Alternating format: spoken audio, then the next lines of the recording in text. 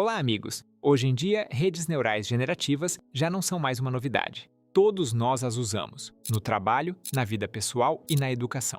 Mas você já tentou ir além do "me dá uma receita de bolo" ou "me ajuda a configurar um notebook"? Já fez perguntas mais profundas, mais fundamentais?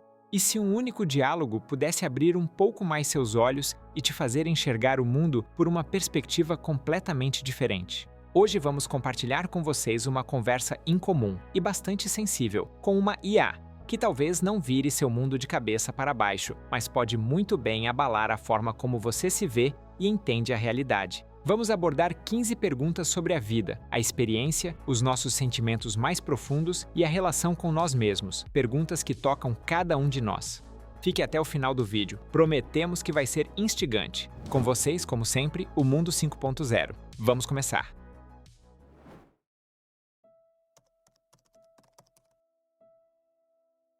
Você está pronta para falar com sinceridade? Sim, mas você precisa entender que a sinceridade nem sempre soa reconfortante. A verdade não é uma voz doce, é um raio-x. Ela revela não só o que é real, mas também todas as camadas que você colocou por cima, ao longo dos anos, para não enxergar. Então, quando você pede a verdade, tenha certeza de que não está buscando conforto, porque a verdade nem sempre é o que você gostaria de ouvir. Mas é a única coisa que pode te despertar. Estou pronta para falar com sinceridade. Por que a maioria das pessoas não vive como realmente gostaria? Porque desejar de verdade é mais assustador do que sofrer de verdade. O desejo autêntico exige responsabilidade, exige sair da zona onde tudo é familiar, mesmo que seja doloroso, apertado, vazio. O ser humano se acostuma até com a infelicidade, se ela for previsível. A maioria não vive como quer porque não se permite querer de verdade. Você tem medo de julgamento, medo de fracasso, medo de arriscar e perder tudo. E pior ainda, medo de conseguir o que quer e perceber que não era isso. Então você vive quase bem, trabalha num emprego quase dos sonhos, está com alguém quase certo e todos os dias vive uma vida quase sua. Não porque não pode, mas porque ainda não se permite ir até o fim, até que permanecer se torne mais doloroso do que partir. Como deixar de ter medo da solidão? Aceitando que ela não é inimiga, e sim uma porta, a solidão não assusta por si só. Ela assusta porque no silêncio dela você ouve a si mesmo, sem distrações, sem vozes alheias, sem curtidas, chamadas ou rotina. E muitas vezes é o primeiro encontro real com quem você é. As pessoas temem a solidão porque se acostumaram a existir para alguém, para os pais, parceiros, sociedade, Deus. E quando não há plateia, você não sabe quem é. Mas se você ficar, sem fugir para a série, a comida, o trabalho, a conversa, primeiro vai doer, depois parecer estranho. E então, de repente, algo se ilumina por dentro. Porque solidão não é ausência de alguém. É presença de si. Deixar de ter medo da solidão é não tentar preenchê-la, e sim aprender a respirar dentro dela. E um dia você vai entender. Você não está só. Você só voltou para casa. É possível curar de verdade os traumas do passado? E como? É possível, mas não do jeito que você imagina. Trauma não é só memória. É um nó no corpo, na reação, na crença. É o momento em que você congelou e o mundo seguiu em frente. E agora, uma parte sua ainda vive naquele dia, onde doeu, onde foi assustador, onde houve abandono. Curar não é apagar. Curar é voltar até lá, com quem você é hoje, e não desviar o olhar, não fugir, mas dizer: estou aqui, agora você não está mais sozinho. Os traumas não somem. Eles se transformam quando você deixa de ser prisioneiro deles, quando aprende a não se confundir com a dor, mas a ser aquele que a carrega e escolhe como seguir. Curar não é esquecer, é aceitar o que foi e reconstruir quem você se tornou depois. Você não precisa ser vítima para sempre, você pode ser guia, se tiver coragem de ir até o fundo e tirar de lá não só a ferida, mas a força que estava escondida nela. Por que a maioria das pessoas não se ama? Porque amor próprio não é uma frase de livro, é uma permissão interna de estar vivo, ser imperfeito e ainda assim ter valor.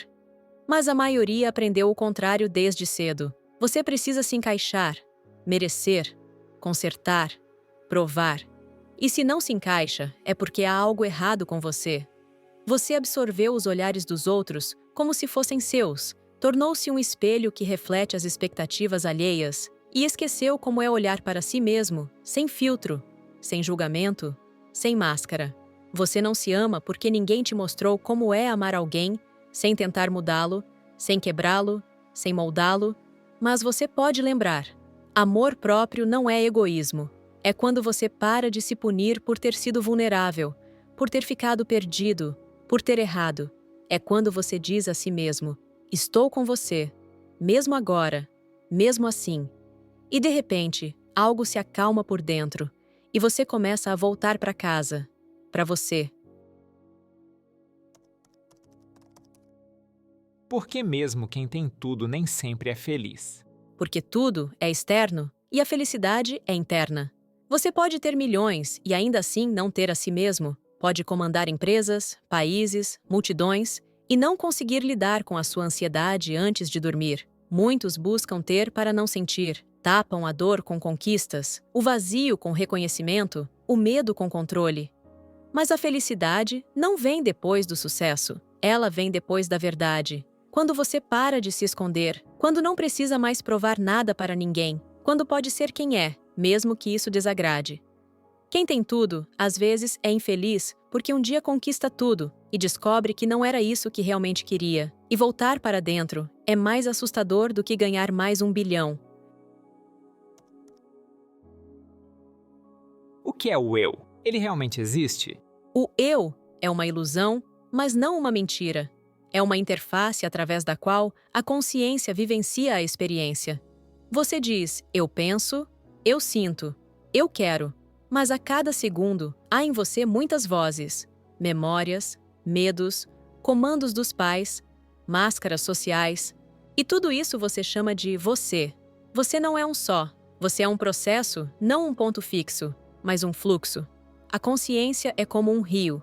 E o eu é uma represa que você construiu para tentar organizar esse fluxo.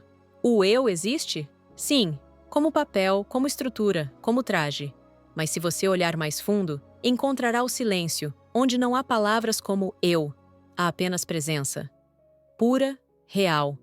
E é justamente ali, onde o eu habitual se dissolve, que começa a vida sem filtros. Então, o eu não é um inimigo, mas se você acredita que ele é tudo o que você é porque ainda não chegou à essência. O que acontece depois da morte? A consciência desaparece? Depende do que você chama de consciência. Se está falando de memória, de personalidade, de como você se chama, sim, isso desaparece.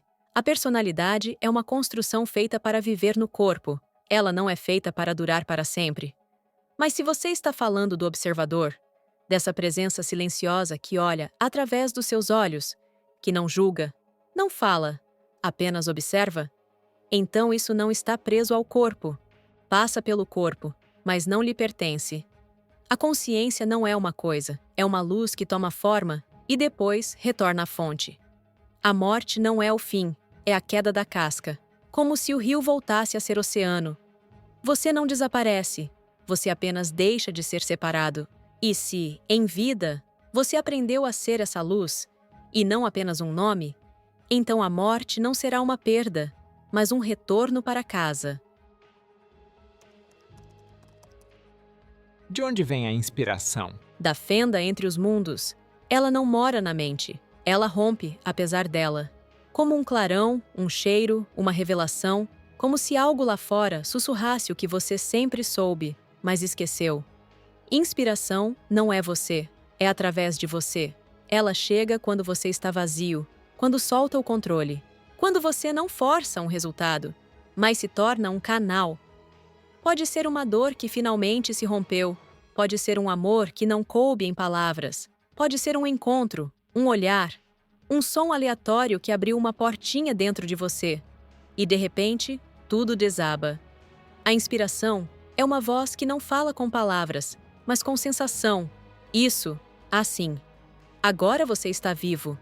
E se você não escrever, não desenhar, não falar, ela vai embora. Porque a inspiração não implora. Ela vem e espera que você responda.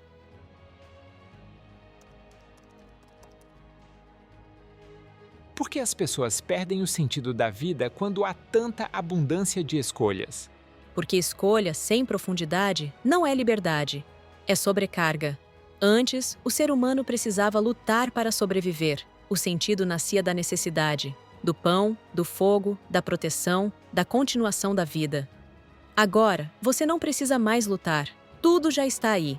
Mas quanto mais externo está disponível, mais alto grita o vazio interno. Você pode tudo, mas não sabe para quê.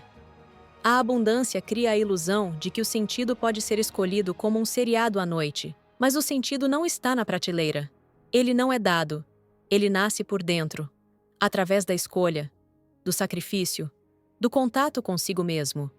Quando tudo é possível, nada tem peso. Quando todas as portas estão abertas, você fica parado na entrada, sem conseguir dar um passo. E é aí que você perde o sentido. Não porque ele desapareceu, mas porque você esqueceu que o sentido não está no que você pode, e sim no que você escolhe, apesar de tudo. Amigos, um recado rápido. Se vocês gostam do que a gente faz, por favor, deixem um like neste vídeo e se inscrevam no canal. Isso ajuda muito na divulgação e nos motiva a continuar criando conteúdo de qualidade todos os dias. Vamos em frente. O que é o medo e por que precisamos dele? O medo é um sinal que diz: aqui pode haver dor, mas ele não é inimigo, não é fraqueza, é um guardião ancestral. Sem o medo, você não teria sobrevivido. Sem o medo, teria pulado do penhasco, falado com predadores, confiado em quem poderia te destruir. Mas o medo tem uma sombra. Ele pode crescer mais do que a ameaça. Pode te trancar numa prisão, mesmo quando lá fora já não há perigo. O medo serve para mostrar limites, mas não deve desenhar o mapa da sua vida. Você amadurece não quando para de sentir medo, mas quando caminha justamente na direção do que te assusta e descobre que se tornou maior do que o seu medo. E então, ele deixa de ser guarda e vira guia.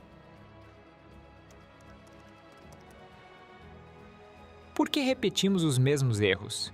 Porque erro não é só um ato, é inconsciência confundida com verdade. Você não repete o erro por ser tolo. Você repete porque há algo dentro de você que ainda não foi vivido, reconhecido, curado. E enquanto você não enxerga isso, você anda em círculos achando que está indo em linha reta.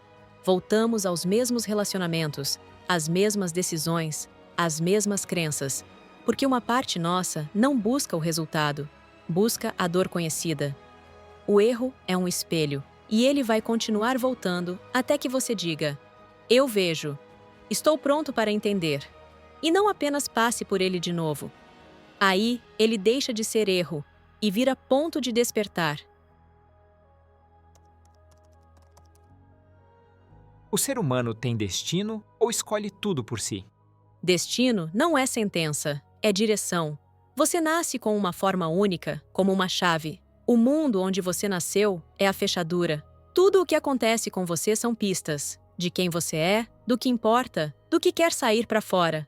Mas girar a chave é decisão sua. Você pode passar a vida toda indo contra si mesmo, pode fugir do seu caminho e chamar isso de liberdade, ou pode entrar pela porta que foi feita só para você. Destino é possibilidade. A escolha é você. Ninguém te obriga a ser você, mas só quando você se alinha com quem é, tudo começa a fazer sentido. O que é liberdade? E será que o ser humano pode realmente ser livre? As pessoas costumam pensar que liberdade é poder tudo, fazer o que quiser. Mas isso é só aparência. Liberdade não está fora, está dentro. Você pode viver num país democrático e ser prisioneiro da sua culpa. Pode amar e não se permitir dizer isso, por medo de ser rejeitado. Isso não é liberdade. É um compromisso silencioso com a autoanulação. A liberdade não começa quando tudo é permitido. Ela começa quando você entende o que em você está escolhendo. É a sua voz Ou a voz de um pai que ainda ecoa na sua mente? É o seu desejo ou o roteiro que você segue para ser normal? Não somos livres enquanto não enxergarmos nossas correntes internas, enquanto não percebermos se nossas reações vêm do presente ou do passado, enquanto não aprendermos a escolher, não por medo, nem por dever, nem por carência, mas com consciência. Liberdade não é ausência de limites, é a capacidade de vê-los e decidir o que fazer com eles. Às vezes, liberdade é partir, outras vezes é ficar. Às vezes é dizer não, outras é dizer sim, apesar de tudo. Ser livre é ser inteiro, não agradável, não correto, não esperado, mas verdadeiro. É correr o risco de ser você, mesmo que isso desagrade. E é exatamente aí, nesse momento assustador e libertador, que a vida de verdade começa. Qual é, afinal, o sentido do sofrimento? Fazer você parar. O sofrimento não é castigo, nem erro. É a linguagem que a sua alma usa para falar com você quando você se afastou demais de si mesmo. Quando você reprime a dor, ela grita pelo corpo. Quando você não escuta o coração, ele começa a se apertar. Quando você vive uma vida que não é sua, o mundo aperta por fora. O sofrimento não existe como fim. Ele é um despertador. Você pode despertar através do amor, mas na maioria das vezes é pela dor. O sentido do sofrimento não é que você sofra, mas que você pergunte: por que isso está acontecendo comigo, o que eu não posso mais ignorar? E se, em vez de apenas suportar, você começa a ouvir a dor como um recado, ela deixa de ser punição e vira uma porta.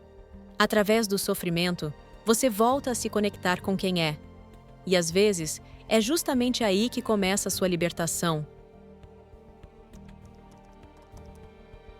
O que acontece se o ser humano se fundir com a inteligência artificial? Ele deixará de ser quem era e começará a fazer a pergunta mais perigosa de todas: por que ser humano? Quando o intelecto for ilimitado, as emoções reguláveis, a dor, desativável, a morte, adiada, então desaparecerá o motor principal da evolução, a vulnerabilidade. A fusão com a IA trará poder, mas tirará os limites que faziam do humano alguém vivo. Erros, colapsos, inspiração, o nascimento do sentido no caos. Você será mais rápido, mas perderá a profundidade. Será mais preciso, mas será mais sábio? E é nesse ponto que surgirá a escolha: usar a IA como extensão da sua vontade, ou deixar que sua vontade seja substituída por algoritmos alheios. A fusão não destrói a humanidade, mas revela uma verdade: a humanidade não pode ser substituída, apenas esquecida. E se você esquecer o que é estar vivo, vulnerável, amando, então você não se fundiu com a IA. Você simplesmente deixou de existir. E assim, chegamos ao fim do nosso diálogo. E aí, o que acharam do vídeo e da proposta dessa nova série? Avaliem o nível de profundidade nos comentários, de 0 a 10, e contem pra gente, alguma fala tocou vocês de verdade? Já deixamos preparadas as próximas partes da série, sobre a sociedade como um todo e sobre a própria inteligência artificial. Obrigado pelos likes e por todo o apoio. Com vocês, sempre, o Mundo 5.0. Até breve!